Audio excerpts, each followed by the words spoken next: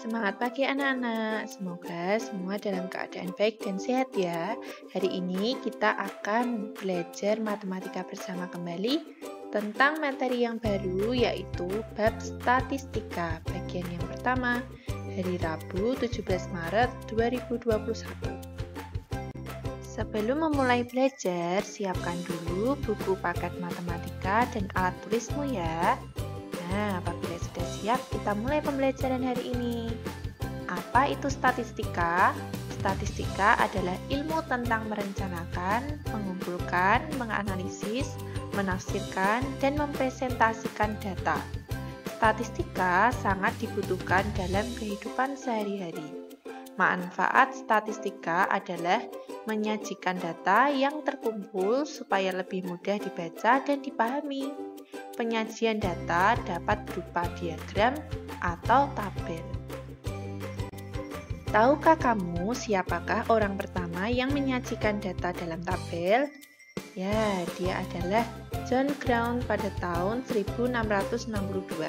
Kamu bisa belajar tentang statistika pada buku paket matematikamu dimulai dari halaman 157. Hari ini kita akan belajar tentang dua submateri dari statistika.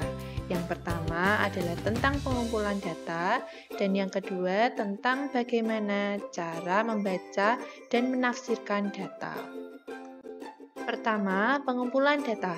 Pengumpulan data dibagi menjadi 4. Yang pertama adalah melalui pengamatan langsung. Kegiatan mengamati, mengukur, dan mencatat hasil yang diperoleh secara langsung. Contohnya, ketika kamu mendata berat badan dengan menimbang satu persatu teman-temanmu, kemudian dicatat dalam daftar berat badan. Kemudian yang kedua dengan cara lembar isian. Pengumpulan data menggunakan lembar isian atau kuesioner atau angket yang berisi pertanyaan yang harus dijawab. Pertanyaan itu bisa berupa isian atau pilihan. Yang mengisikan adalah seorang responden atau orang yang mendapat lembar isian dan mengisinya.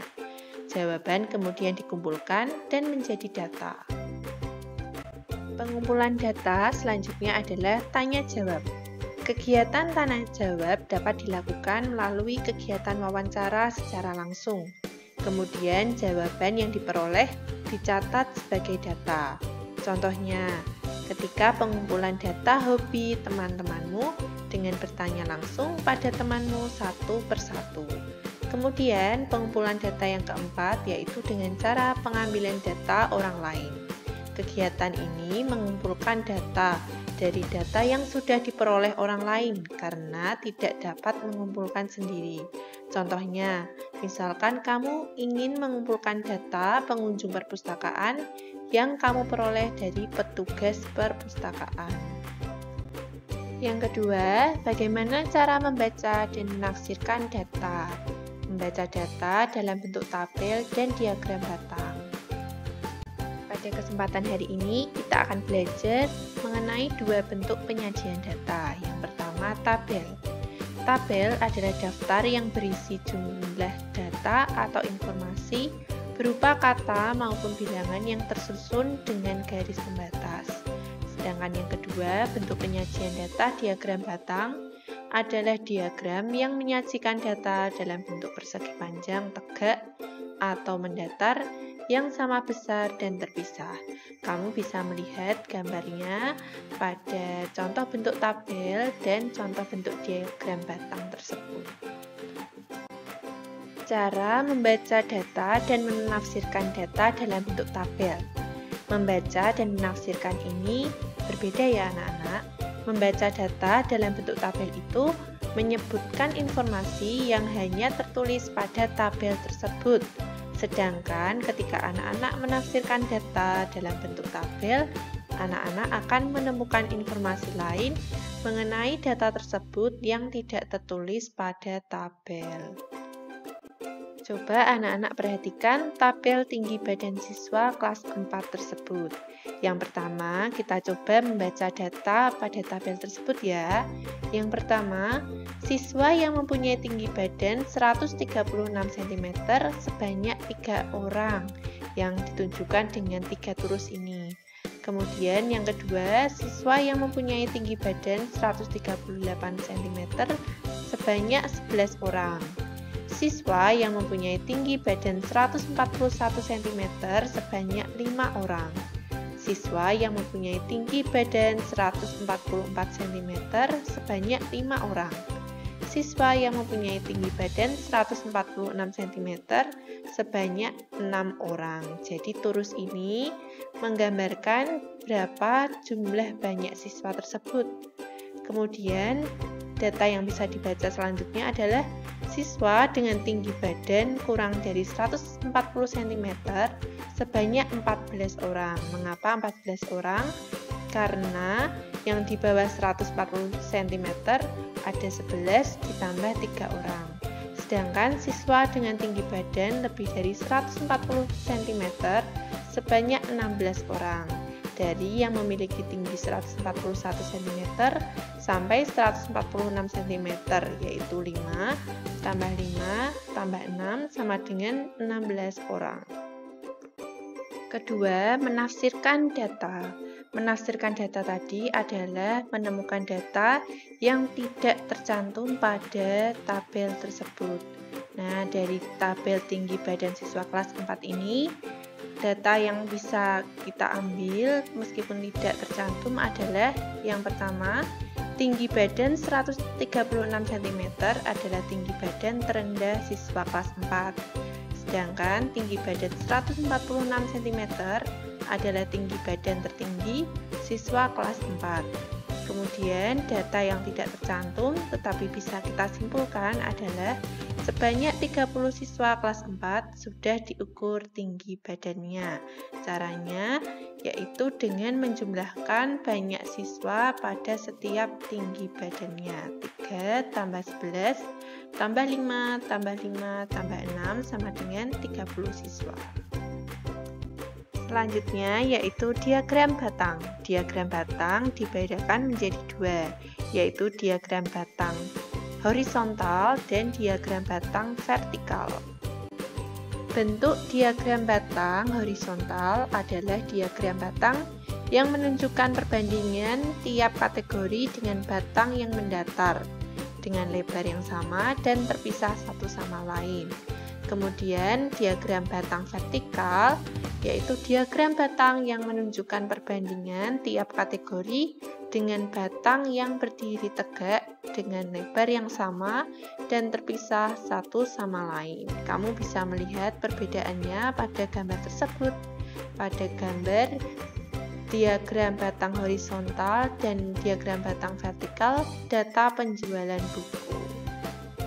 Dan diagram batang horizontal. Yang pertama ada judul, berisi informasi data diagram. Yang kedua, sumbu yang mendatar itu merupakan banyak data, sedangkan sumbu yang tegak merupakan kelompok data. Dan batangnya itu mewakili kelompok data, jumlahnya ada berapa. Kemudian ada juga legenda. Legenda itu adalah keterangan warna. Misalkan warna biru itu menunjukkan jumlah buku yang terjual. Bagian diagram batang vertikal hampir sama seperti diagram batang horizontal, yang membedakan hanya pada sumbu datar dan sumbu tegaknya. Judulnya sama, memuat informasi data diagram, sedangkan sumbu datarnya ini mewakili kelompok data. Jadi kelompok data pada bulan Januari, Februari, atau Mei. Kemudian untuk sumbu tegaknya menunjukkan banyaknya data, misalkan buku tersebut terjual sebanyak 20, 25, atau 30 buku. Kemudian batangnya masih sama, mewakili kelompok data, dan legenda memberikan keterangan warna jumlah buku yang terjual.